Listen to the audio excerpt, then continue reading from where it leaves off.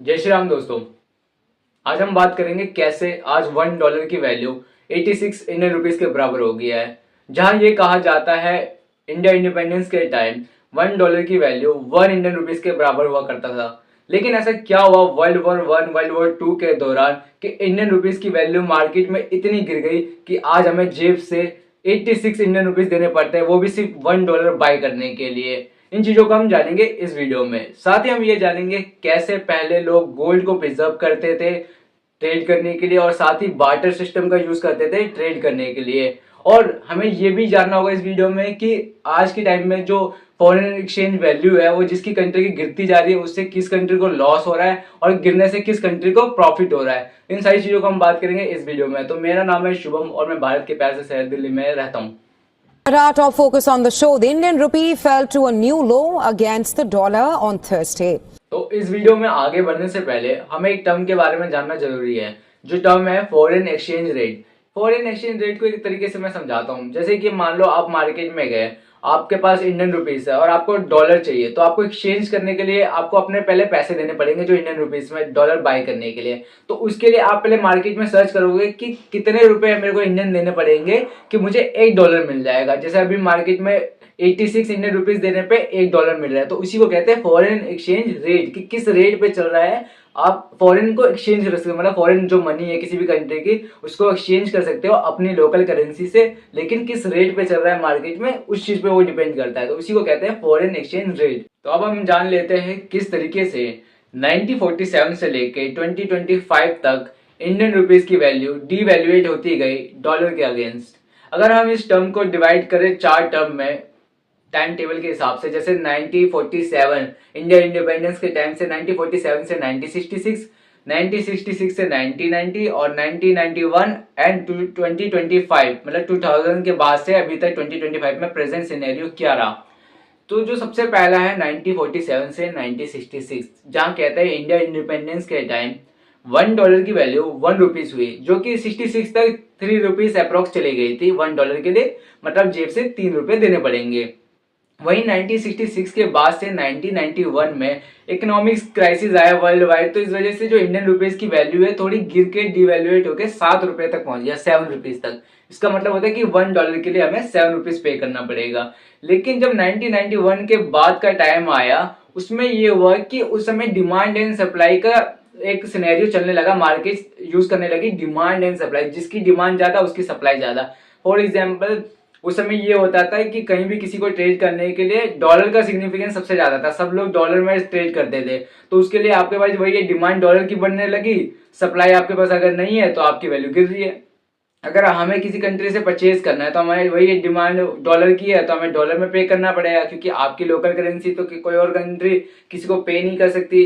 अगर वो for example आप नेपाल के साथ ट्रेड करते हो तो नेपाल को आप इंडियन रुपीस में दे सकते हो, और नेपाल आपसे वापस ट्रेड करेगा तो आपको वही आपके पैसे इंडियन रुपीस में दे देगा। लेकिन अगर आप किसी और फॉरेन कंट्री जैसे दुबई, सऊदी अरेबिया किसी और के साथ ट्रेड कर रहे हो, आप उसको इंडियन रुपीस में तो पे कर दोगे। फॉर एग्जांपल उसने आपसे पेमेंट ले ली इंडियन रुपीस में, जो भी आपने उससे इंपोर्ट कराया, लेकिन वो वापस उस इंडियन रुपीस को किस कंट्री को देगा? अगर आपको वापस देने के लिए आप एलिजिबल होने चाहिए कि आप भी कुछ एक्सपोर्ट करते हो, कि वो आपसे कुछ बाय कर सके। तो ये रीजन था कि 1991 के बाद से डिमांड एंड सप्लाई के रीजन से डॉलर की वैल्यू बढ़ती गई और लोकल करेंसी गिरती गई। ऐसा नहीं कि सिर्फ इंडियन, हर किसी कंट्री की लोकल करेंसी गिरने लगी थी उस समय, क्योंकि डॉलर का सिग्निफिकेंस बढ़ गया था।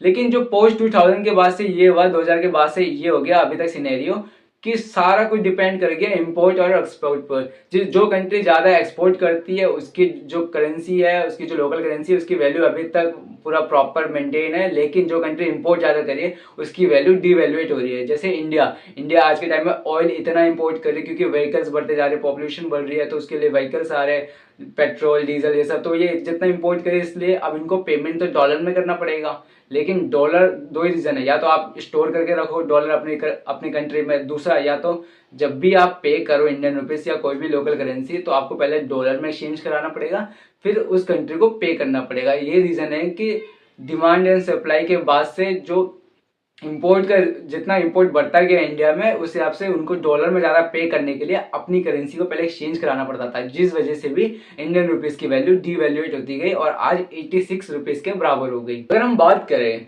कि कैसे जो आज डीवैल्यूएशन हुई है इंडियन रुपीस की वैल्यू डॉलर के अगेंस्ट में, तो उससे होने वाले इंडियन इकोनॉमिक में क्या नुकसान हो रहे हैं और क्या हम झेल रहे हैं। पहला है इंपोर्ट कॉस्ट, दूसरा है एक्सपोर्ट, तीसरा है फॉरेन डेब्ट। सही से समझते हैं। इंपोर्ट कॉस्ट, फॉर एग्जांपल आप दुबई के साथ ट्रेड कर रहे हैं और आपको कुछ प्रोडक्ट आपने वहां से इंपोर्ट किया, तो उसके लिए आपको $5 पे करना है। अगर यही पेमेंट 1947 में होता तो आपको पता है $1 की वैल्यू 1 रुपीज की अप्रॉक्स थी, तो आपको $5 के लिए सिर्फ 5 रुपीज जेब से देने पड़ते। लेकिन आज की डेट में $1 86 का हो गया है, तो उसके लिए आपको जेब से 430 रुपीज इंडियन रुपीज देने पड़ेंगे सिर्फ वो $5 को पहले बाय करने के लिए कि पेमेंट कर सके। तो जिससे समझ आता है कि इंपोर्ट कॉस्ट बढ़ता जा रहा है। तो यही रीजन है कि आज की डेट में जितना हम ऑयल इंपोर्ट करा रहे हैं उसके लिए हमारे जेब से काफी इंडियन रुपीज जा रहा है। लेकिन इंडिया उसके लिए भी दिमाग लगा चुकी है कि पहले ही फॉरेन करेंसी को स्टोर करके रखी है, डॉलर को स्टोर करके रखी है काफी ह्यूज अमाउंट में, कि इंडियन रुपीज में पे ना करना पड़े, जिससे हमारी वैल्यू और गिरती ना जाए। दूसरा रीजन जैसा हमने बात किया वो था एक्सपोर्ट। फॉर एग्जांपल आप इंडिया क्या कर रही है, कोई प्रोडक्ट बना रही है और वो उसको एक्सपोर्ट कर रही है। मान लो वो प्रोडक्ट 1 रुपए की बना रही है, ठीक है, और इंडियन रुपीज में 1 रुपीज का अगर वही 1947 में एक्सपोर्ट करती, तो जो डॉलर में पे कर रहा है कोई बंदा, तो वो पहले क्या करता है इंडियन रुपीज में चेंज कराता, तो उसे $1 के 1 रुपीज ही मिलते।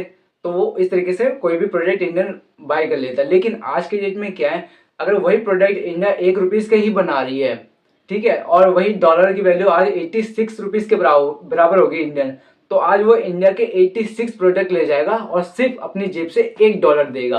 तो इससे हमारी कंट्री को भी कोई फायदा नहीं हो रहा, तो मतलब एक्सपोर्ट में भी नुकसान हो रहा है। तीसरा हमने बात किया था फॉरेन डेब्ट। अगर हमारे इंडिया ने या किसी भी कंट्री ने अपनी लोकल करेंसी में किसी और फॉरेन करेंसी का डेब्ट ले रखा है, कर्जा ले रखा है, तो आज उसको रीपे करने में काफी पैसे देने पड़ेंगे। मान लेते हैं हमने कि 1947 में इंडिया ने $5,000 का मतलब फॉरेन डेब्ट ले रखा था $5,000 में। अगर उसी समय वो पे कर देती तो उसको जेब से सिर्फ 5,000 इंडियन रुपीज देने पड़ते। लेकिन आज उसी 5,000 को पे करने के लिए उसे पहले 5,000 इंटू 86 इंडियन रुपीज करके पे करना पड़ेगा, जो कि 43 और रिमेनिंग 40 और लगा दो, मतलब 4,30,000 रुपीज उसको इंडियन रुपीज में पे करना पड़ेगा। तो इस तरीके से 3 लॉसेज हो रहे हैं इंडिया के इकोनॉमिक में। पहला वही इंपोर्ट कॉस्ट, दूसरा एक्सपोर्ट, तीसरा फॉरेन डेब्ट। अब हम बात कर लेते हैं डॉलर ही क्यों, डॉलर की ही पॉपुलैरिटी वर्ल्ड वाइड बढ़ती गई किसी भी फॉरेन एक्सचेंज के मुताबिक। इन चीज़ों पे अगर हम बात करें तो इसके 4 रीज़न है। पहला है ब्रेटन वुड एग्रीमेंट, जिस पे हम बात करेंगे। दूसरा है यूएस डॉलर की स्ट्रेंथ। तीसरा है पेट्रो डॉलर सिस्टम। चौथा है वर्ल्ड ट्रेड, ग्लोबल ट्रेड। इन चीज़ों पे हम बात करते हैं। अब हुआ ये कि वर्ल्ड वॉर 2 चल रहा था जब, तो उस समय क्या करेंसी मतलब कंट्री एक दूसरे से लड़ रही थी, तो उस समय यूएस बहुत दिमाग लगाता था। उस समय वेपन्स का सप्लाई करता था मार्केट में, और उसके बदले जो भी country, for example Russia Ukraine का वॉर उस समय हो रहा है फॉर एग्जांपल मान लेते हैं, और यूएस क्या कर रहा है, वेपन सप्लाई कर रहा है दोनों कंट्री को, तो वो क्या करती थी कंट्रियां अपना गोल्ड प्रिजर्व कराती थी और उसके बदले वेपन्स उससे ले लेती थी यूएस से। अब वर्ल्ड वॉर 2 जब खत्म हो जाता है, उस समय क्या होता है, जो भी कंट्री अपना वापस गोल्ड लेने के लिए जाती है यूएस के पास, तो यूएस कहता है कि हमने एक करेंसी बनाई है डॉलर नाम से, उस करेंसी को आप पहले बाय करिए और उसी में हमें पेमेंट करिए, हम आपको आपका जो गोल्ड प्रिजर्व है वो वापस कर देंगे। तो ऐसी करने लगी रशिया यूक्रेन, जो भी कंट्री उस समय मतलब फाइटिंग के दौरान अपना गोल्ड प्रिजर्व कराई थी। उसके बाद उन्होंने क्या किया, पहले डॉलर को परचेज किया, फिर डॉलर में पे किया यूएस को वापस, और अपना गोल्ड प्रिजर्व जो था वापस ले लिया। इससे क्या हुआ, मार्केट में डॉलर की सिग्निफिकेंस बढ़ने लगी।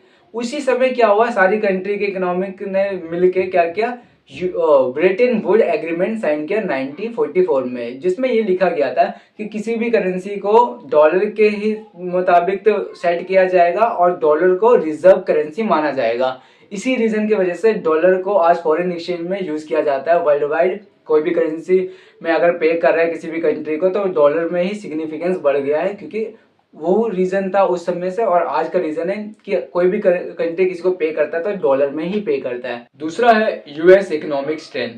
जहां हमने इससे पहले बात किया कैसे ब्रेटन वुड एग्रीमेंट में डॉलर का सिग्निफिकेंस बढ़ गया, उसका रीजन ही यही था कि जो यूएस की इकोनॉमिक स्ट्रेंथ वो इसलिए बढ़ी क्योंकि जब वॉर हो रहे थे, वर्ल्ड वॉर हो रहे थे, उस समय यूएस मिलिट्री सप्लाई और वेपन सप्लाई कर रहा था, मतलब अपनी सर्विस प्रोवाइड कर रहा था और उसके बदले उसको गोल्ड रिजर्व मिल रहे थे। उस समय यह हुआ करता था जिस कंट्री के पास ज्यादा गोल्ड प्रिजर्व होंगे वो कंट्री की करेंसी ही सिग्निफिकेंस में सबसे ऊपर आएगी, सिग्निफाई करेगी ऑल ओवर द वर्ल्ड।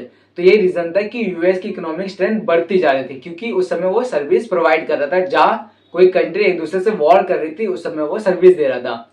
तीसरा रीजन था पेट्रो डॉलर सिस्टम।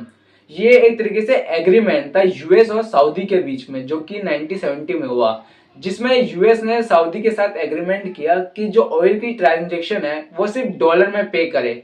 यही रीजन है कि आज भी कोई कंट्री किसी कंट्री से ऑयल परचेज करता है तो उसे डॉलर में ही पे करना पड़ता है। और जो लास्ट है वो है global trade.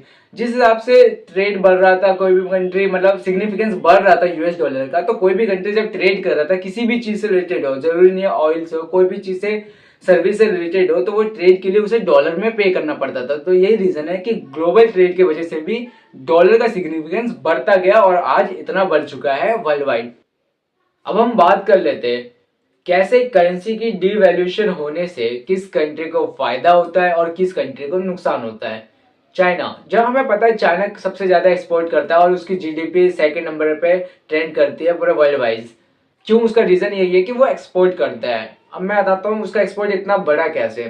For example Bangladesh, वो अपनी local currency, one local currency में चाइना के 100 रुपीज के बराबर, मतलब 100 करेंसी के बराबर है चाइना के। मतलब वो अपनी जेब से जब 1 रुपए देगा तो चाइना के 100 रुपए के बराबर है, ये समझ लेते हैं हम फॉर एग्जाम्पल। तो चाइना कोई प्रोडक्ट बनाता है 10 रुपए के हिसाब से, तो बांग्लादेश 1 रुपए दे के वहां के चाइना के 10 प्रोडक्ट खरीद सकता है। अब वही मान लो इंडिया 8 प्रोडक्ट के बराबर बनाता है कि जब बांग्लादेश 1 रुपए दे तो इंडिया के सिर्फ 8 प्रोडक्ट खरीद सकता है। तो बांग्लादेश क्या देखेगा कि जहां मेरे को ज्यादा मिल जा रहा है सस्ते में, तो मतलब वो चाइना से ही बाई करेगा। तो यही रीजन है कि वर्ल्ड वाइड चाइना के जो प्रोडक्ट है, एक्सपोर्ट है, वो बढ़ता जा रहा है। क्यों? क्योंकि जो उसकी करेंसी की वैल्यू है वो डिवैल्यूएट होती जा रही है और उससे उसको फायदा हो रहा है। तभी देखो इंडिया में कोई भी घर ऐसा नहीं है जहाँ पे कोई भी एक प्रोडक्ट ऐसा मिल जाता है जिसके पीछे लिखा होता है मेड इन चाइना। यही रीजन है कि उसका एक्सपोर्ट बढ़ता जा रहा है, तो वो उसको फायदा हो रहा है। दूसरा, करेंसी डिवैल्यूएशन होने से नुकसान, जैसे कि इंडिया। अब इंडिया क्या है, इंपोर्ट ज्यादा करता है, एक्सपोर्ट उतना करता नहीं है। तो इंपोर्ट करता है तो उसको पहले पे करना पड़ेगा। अब वो इंडियन रुपीस में तो पे नहीं कर सकता क्योंकि उसका सिग्निफिकेंस ही नहीं है, तो उसको पहले डॉलर को बाय करना पड़ेगा। अब जहां उसकी वैल्यू इंडियन रुपीस में गिरती जा रही है डॉलर के अगेंस्ट, तो उसको मतलब जेब से ज्यादा पे करना पड़ेगा डॉलर को बाय करने के लिए। तो यही रीजन है कि इंडिया जैसे कंट्री जो इंपोर्ट ज्यादा करते हैं तो उनको नुकसान होता है और जो एक्सपोर्ट ज्यादा करते हैं उनको प्रॉफिट होता है जब करेंसी की वैल्यू डिवैल्यूएट होती है। और इसको हम स्टेबल ऐसे कर सकते हैं कि हमें, जैसे इंडिया अगर करेंसी को स्टेबल करना चाहता है कि वैल्यू ना गिरे इंडियन रुपीस की, तो ये कि इंपोर्ट कम एक्सपोर्ट ज्यादा करना चाहिए, ज्यादा एक्सपोर्ट मैन्युफैक्चरिंग पे ज्यादा ध्यान देना चाहिए। और अगर हम किसी कंट्री से इंपोर्ट कर रहे हैं तो उस कंट्री से हमें इंडियन रुपीस में पे करना चाहिए, उसको बोलना चाहिए। फॉर एग्जांपल सऊदी के साथ हम पे कर रहे हैं तो हमें उसको बोलना चाहिए कि भाई हम आपको इंडियन रुपीस में पे करेंगे, आपको इंडियन रुपीस ही एक्सेप्ट करना पड़ेगा। इससे ये होगा कि मार्केट में जो डिमांड एंड सप्लाई का चेन है उसके लिए उस कंट्री को पहले इंडियन रुपीस को बाय करना पड़ेगा, तब हमें पे करना पड़ेगा।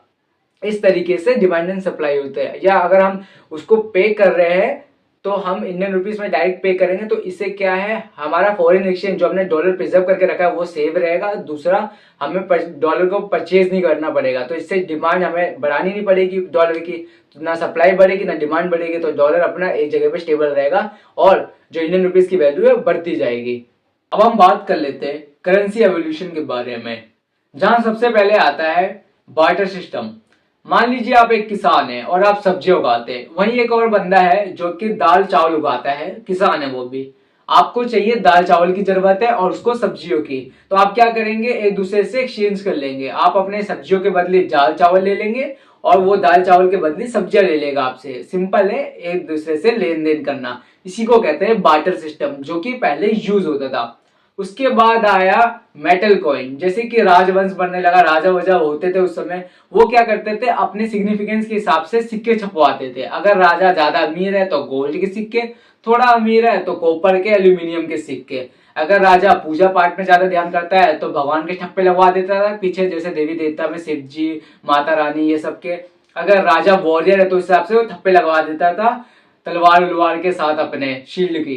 तो इस तरीके से कॉइन का, मेटल कॉइन का सिस्टम आया। उसके बाद आया गोल्ड सिस्टम, जो कि हमने अभी देखा वॉर के टाइम, वर्ल्ड वॉर के टाइम में गोल्ड हर कोई प्रिजर्व करके रखता था और उसके बदले ट्रेड करता था, तो गोल्ड सिस्टम आया। उसके बाद आया फाइट करेंसी, एक प्रोमिसी नोट, मतलब एक तरीके से एक नोट, पेपर का नोट हुआ करता था। पहले क्या करते थे, गोल्ड, देखो ऑब्वियस है, आप कुछ बड़ा बाय कर रहे हो उस समय 90s के टाइम में, तो आप हर जगह इतना गोल्ड तो लेके जा नहीं सकते, चोरी हो जाएगी, डकैती हो जाएगी। तो बंदों ने कहा कि यार हमने एक प्रोमिसी नोट बनाते हैं, मतलब एक पेपर में लिख के देंगे आधारिकता को, सामने वाले को, कि हम आपको जो गोल्ड की, उतने गोल्ड की जो वैल्यू है हम आपको लिख के दे रहे हैं, और वो आप जब भी किसी को दोगे तो उसके बदले आपको उतना सामान मिल जाएगा, जो कि आगे चल के एक नोट बनता है सरकार के द्वारा, जिसकी वैल्यू सेट की जाती है किसी भी कंट्री में। और वो प्रोमिसी नोट, जैसे कि आप नॉर्मल देखो 10 का नोट या 20 का नोट, कोई भी नोट होता है, उसमें लिखा रहता है मैं आधारिकता को इतने रुपए प्रदान कर रहा हूँ, जितने का वो नोट होता है, और उसमें फिर आरबीआई के साइन होते हैं, जो मिनिस्टर होता है। उसके बाद आया डिजिटल करेंसी, जो आज के टाइम में क्रिप्टो करेंसी है, या ऑनलाइन जो हम पेमेंट करते हैं पेटीएम, फोन पे पे, तो एक तरीके से डिजिटल करेंसी। इसमें हमें ना कोई नोट को भी कैरी करना पड़ता है, ना कोई गोल्ड जो पहले कैरी करना पड़ता था, या ना कोई मेटल कोइन, ना कोई बार्टर सिस्टम, बस फोन खोला, स्कैन किया, पे कर दिया। इस तरीके से एवोल्यूशन हुआ है करेंसी का। आई होप इस वीडियो में आपने काफी अच्छे तरीके से जाना होगा कैसे जो डॉलर की वैल्यू है उसके अगेंस्ट में जो इंडियन रुपीस है वो डिवैल्यूएट होती जा रही है 1947 से लेके अभी तक। मेरे चैनल में अगर आप नए हो तो इस चैनल को सब्सक्राइब जरूर करें और वीडियो को शेयर और लाइक जरूर करें। धन्यवाद।